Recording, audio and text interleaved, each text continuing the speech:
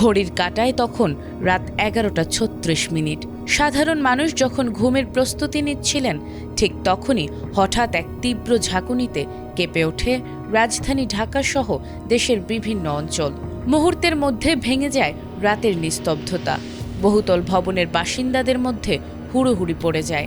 অনেকেই আতঙ্কে রাস্তায় নেমে আসেন। জার্মান রিসার্চ সেন্টার ফর জিওসায়েন্সের তথ্য অনুযায়ী রিক্টার স্কেলে ভূমিকম্পটির মাত্রা ছিল 5.6, আর এই ভূমিকম্পটির উৎপত্তিস্থল ছিল প্রতিবেশী দেশ ভুটান।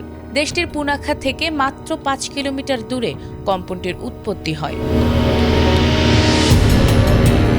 তবে পাহাড়ি ভূখণ্ডের এই কম্পন কেবল নিজের সীমানায় আটকে থাকেনি।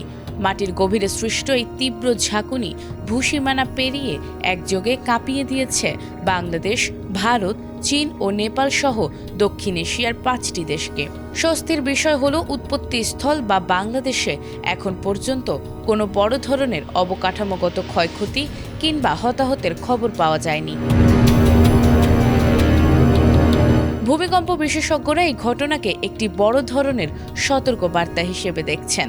তাদের মতে, হিমালয় অঞ্চল বিশ্বের অন্যতম বিপজ্জনক ভূমিকম্প প্রবণ এলাকা। এখানে মাটির নিচে ভারতীয় এবং ইউরেশীয় টেকটনিক প্লেটের মধ্যে প্রতিনিয়ত সংঘর্ষ চলছে। এই প্লেটগুলোর সক্রিয় নড়াচড়ার কারণে মাটির নিচে বিপুল শক্তি জমা হচ্ছে, যা নিয়মিত বিরতিতে এ ধরনের ভূমিকম্পের সৃষ্টি করছে।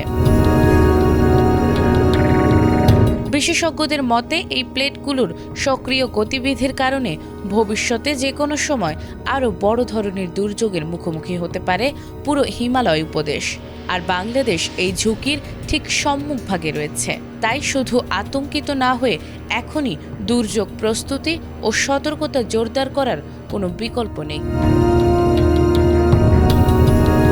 নাজমুন নাহার জান্নাত, এটিএন বাংলা।